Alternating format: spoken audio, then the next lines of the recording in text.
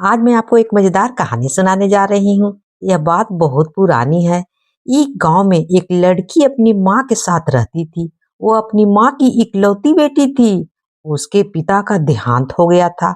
माँ अपनी बेटी का पालन पोषण करती थी। लड़की को लाल रंग बहुत पसंद था, इसलिए सब उसे सिंदूरी कहकर पुकारते थे। सिंदूरी बहुत सुंदर थी। थोड़ी बड़ी होने पर वो अपनी माँ के काम में हाथ बटाने लगी। एक दिन माँ बेटी खेत में हल चला रही थी कि तभी तेज आंधी आ गई। आंधी में एक ड्रैगन आसमान से उड़ता हुआ आया और सिंदूरी को लेकर उड़ गया। माँ अपनी बेटी को बचाने के लिए दूर तक दौड़ी, लेकिन उसे बचा नहीं पाई।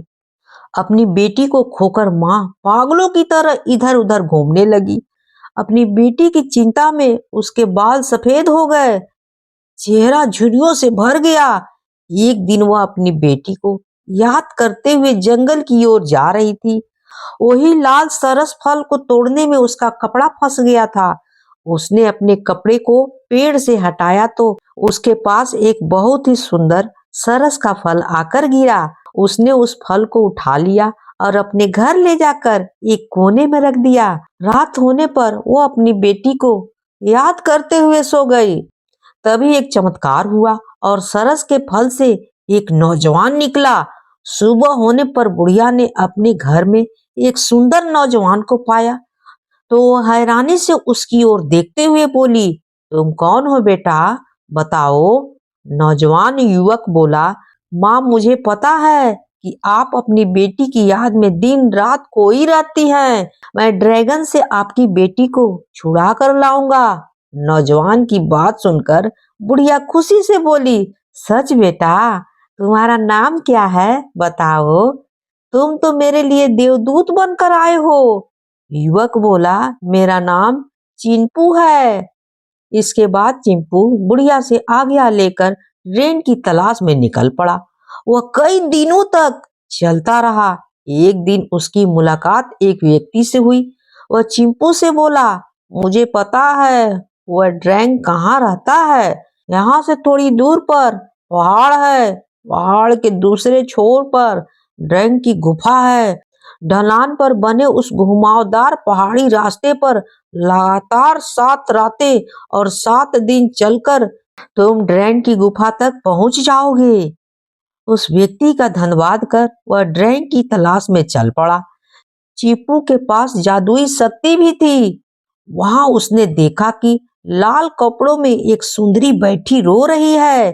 चीपू ने समझ गया कि वही सिंदूरी है। तभी ड्रैगन अपनी जीभ लपलपाता हुआ वहां आया और सिंदूरी को अपने पूंछ से मारते हुए बोला, अरे ओ सुंदरी, मत इनकार कर, हो जा विवाह के लिए तैयार, नहीं तो मैं तुमको मार दूंगा। सिंदूरी गुस्से से बोली, मैं तुमसे कभी विवाह नहीं करूंगी, चाहे तुम जो कुछ भी कर लो या तुम मुझे मार ही डालो, इससे मुझे कोई फर्क नहीं पड़ता है, समझे। इसके बाद ड्रैगन ने अपनी लंबी जीभ बाहर निकाली। उसकी जीभ से आग बाहर निकली। आग की गर्मी से सिंदूरी छटपटाने लगी और बेहोश हो गई। यह देखकर चीपू को बहुत गुस्सा आया। वह मन में सोचने लगा कि ड्रैगन को मारने के लिए मेरी शक्तियां कम है। मुझे ड्रैगन को मारने के लिए कुछ नई तरकीब ढूंढनी होगी। इसके बाद वह वहां से वापस लौट गया। नदी के पास जाकर वह सोच में डूब गया कि सिंदूरी को ड्रैगन से कैसे मुक्ति कराया जाए। तभी उसने देखा कि एक घोंघा नदी के पास छटपटा रहा था। चीपू ने उसे पास जाकर देखा तो पाया कि उसे एक कांटा चुभ गया है। चीपू ने घोंघे का कांटा निकाल दिया। कांटा निकलते ही उसे राहत महसूस हुई। घोंघा चीपू से बोला, तुमने मेरी जान बचाई है, तुमको मैं इनाम दूंगा। इसके बाद वह नदी में चला गया और वहां से एक सुनहरी बांसुरी लेकर आया। घोंघा बोला, इस बांसुरी की सहायता से तुम ड्रैगन को आराम से मार सकते हो। इसके बाद घोंघा समुद्र में चला गया। चिंपू ने उस सुनहरी बांसुरी को अपने ओठों से लगाया कि मधुर आवाज पूरे वातावरण में गूंजने लगी। चिंपू ने देखा कि सारे पशु पक्षी और पेड़ पौधे बांसुरी की धुन पर थिरकने लगे। वे सब तब तक थिरकते रहे जब तक कि चीपू ने बांसुरी बजाना बंद नहीं कर दी। अब चीपू को समझ में आ गया कि ड्रैगन को कैसे मारना है। वह उस बांसुरी को लेकर वापस ड्रैगन की गुफा में पहुंचा। सिंदूरी जंजीरों में जकड़ी सो रही थी। चीपू ने सिंदूरी के ऊपर हाथ फेरा, जिससे कि जादुई बांसुरी की धुन का उस पर कोई असर ही नहीं हो। इसके बाद उसने बांसुरी को अपने ओठों से लगाया। जैसे जैसे बांसुरी की तान तेजी होती गई, वैसे वैसे ड्रैगन उस बांसुरी की धुन पर थिरकने लगा। बांसुरी बजाते बजाते 2 दिन बीत गए, लेकिन चीपू के ओठों से बांसुरी नहीं हटी।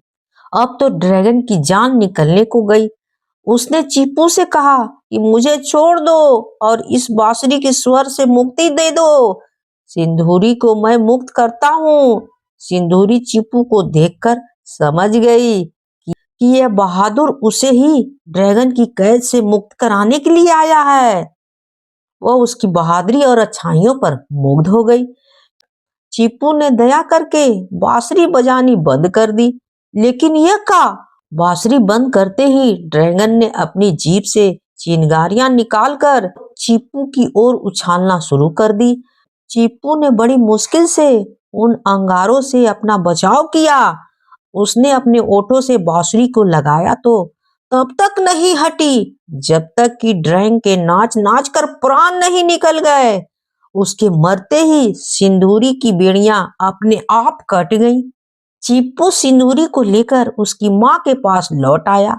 अपनी बूढ़ी माँ के गले लगकर सिंदूरी बहुत रोई। वह बोली, माँ, आपको बहुत दुख भरा जीवन जीना पड़ा है, लेकिन अब मैं आ गई हूँ। अब सब ठीक हो जाएगा।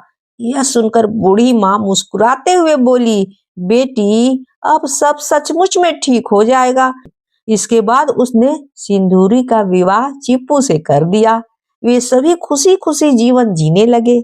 अगर ये कहानी आपको अच्छी लगी हो तो please please like share and subscribe जरूर कीजिएगा, भूलिएगा नहीं।